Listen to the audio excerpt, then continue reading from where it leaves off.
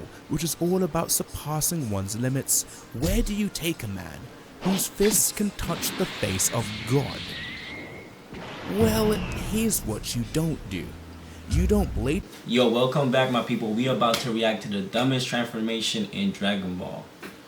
I got recommended this video. Somebody sent to me in my shorts and stuff, my reels. The transformations of Son Goku symbolize a core feature of his character, that he's always moving forward, always breaking his limits. But then, in the Dragon Ball Super manga, we got a transformation that appeared to celebrate Goku going backwards and limiting his growth as a character. And this is just really dumb because transformations in Dragon Ball and shonen battle anime in general are supposed to represent an evolution of its characters, that they've taken a pivotal step forward on their journeys of self-actualization and ascended to become a higher being than they were mere moments ago. These cathartic culminations of the shonen power fantasy tend to go down as the most iconic moments of their respective series, with Dragon Ball being the poster child for this, arguably having not one, but two of the most iconic transformations in the history of the medium: the gold and silver head ascensions of Son Goku, Super Saiyan and Ultra Instinct, the latter of which symbolizing Goku's martial arts mastery reaching if not surpassing that of the gods themselves, gaining praise and admiration from the most powerful beings in the multiverse. But herein lies the issue. Where do you take Goku from there? With a series like Dragon Ball, which is all about surpassing one's limits, where do you take a man whose fists can touch the face of God? Well, here's what you don't do. You don't blatantly regress and misrepresent the core of his character, seemingly retcon the progress he made in the previous arcs, miss the entire point of what transformations are supposed to represent in Dragon Ball, insult the intelligence of the reader with egregiously terrible writing, all for it to amount to nothing anyway. Which unfortunately is what describes Goku's true Ultra Instinct transformation, one of the dumbest and definitely the most pointless transformation in Dragon Ball history. Introduced in the Granola arc, True Ultra Instinct came about as a way for Goku to use Ultra Instinct while utilizing the power of his emotions, because he couldn't keep his heart calm enough to use the power of the Silver Head Mastered Ultra Instinct form optimally. This all sounds fine until you remember that this flies in the face of Goku as a character and the established law of Ultra Instinct itself, as Goku already knew the value of keeping his heart calm in order to improve as a fighter. It's what Kami and Popo taught him as a child. In the Cell Saga, he combined the martial arts wisdom he learnt on Earth with the wild Super Saiyan transformation in order to tame and perfect it. Even when entering the realm of the gods, Goku kept this philosophy, as Toriyama himself described what the Super Saiyan Blue form represented. By overcoming a certain limit, he, Goku, has become both strong and tranquil, able to keep his composure in a fight. What makes the existence of True Ultra Instinct even more ridiculous is that during the Tournament of Power, while tapping into Ultra Instinct for the first time, Goku had no issue keeping his heart calm with the existence of his entire universe at stake. During the Moro arc, Goku had no issue keeping calm when facing off against the literal space devil who had killed billions and was the reason why Meris sacrificed himself.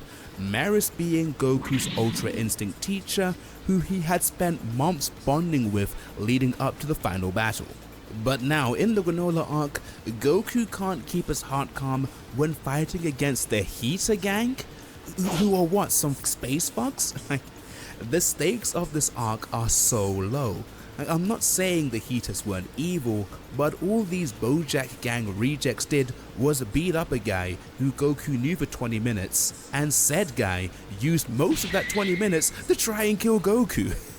These planet brokers don't even really want to destroy anything, they just wanted to gain Frieza's empire and his resources. So this idea that Goku now can't keep calm in a fight against these bozos in the grand scheme of things and would instead choose to forgo all of his martial arts teachings, it's just ridiculously bad character writing for Goku.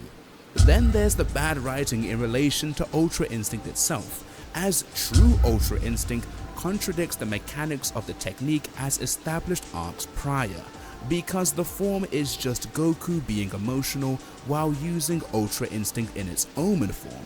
However, in the Moro arc, Goku went from using Omen while calm to clearly getting more emotional as the fight went on, and it gave him no such power boost when he was getting stomped on by Moro. It was clearly stated by two angels that Omen is just completely inferior to the mastered Ultra Instinct form, which Meris even called the true version of Ultra Instinct.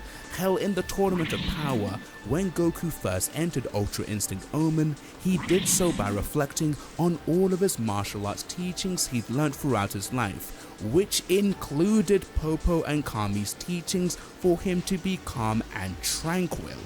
So for Toyotaro to try and tell us now that this Ultra Instinct Omen with wild emotions is the true Ultra Instinct or the true Ultra Instinct for Goku is so dumb that it feels like an insult.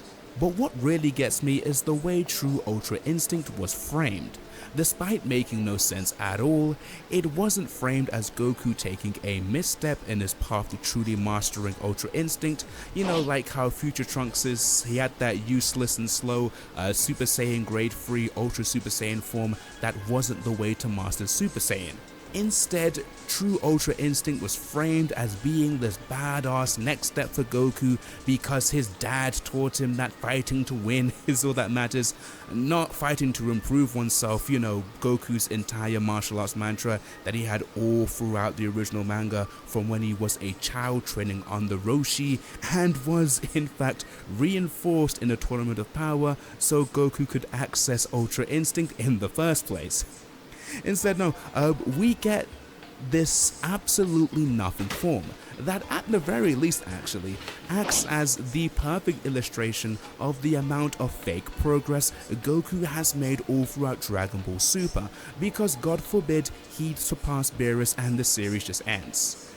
True Ultra Instinct didn't even address the ways he needed to grow as established at the beginning of the Granola arc, where Whis told him that as long as he keeps his heart calm, he would be able to use Ultra Instinct even in his base form and would have no stamina drawbacks. Instead, true Ultra Instinct was all about not keeping calm, still drained his stamina, and was still a transformation. Why is it like this, you ask? Well, it's because all of a sudden, Toyotaro tried to retcon the training sessions Goku and Whis had. He tries to make it so Whis apparently always thought it was pointless for Goku to try and stay calm in battle because he's a Saiyan and not an angel. And that all this time Whis was actually telling Goku to find his own style of Ultra Instinct, which is just not really what happened at all.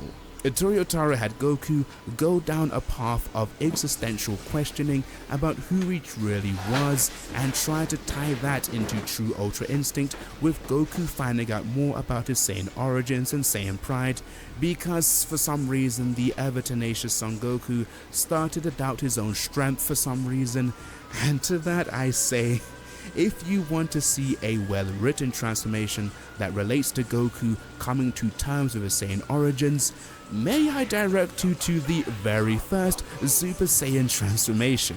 But being a botched attempt to rip off the Super Saiyan transformation is actually very on brand for true Ultra Instinct, since it doesn't have any kind of identity to call its own. It just looks like manga Ultra Instinct Omen, which means it looks quite boring. The way he fought wasn't unique, it was Goku fighting like he always does. There's one page where Goku fired a mouth blast, which was kind of fun, but then you realize this is just ripping off, paying homage to the Buu saga completely, and the perspective of the panel is just way off. Like, there's no reason for Gas to look that small when Goku's kick didn't knock him away anywhere. But hey, this wouldn't be the first time that Toyotaro's lack of understanding when it comes to perspective made Goku look like a giant for no reason. Okay, let me stop. Okay, the appeal of Ultra Instinct is that Goku fights like a higher being, like a true god of martial arts. I don't disagree with anything this guy is saying. This guy, that's why I haven't been stopping the video. But yeah, he makes complete sense.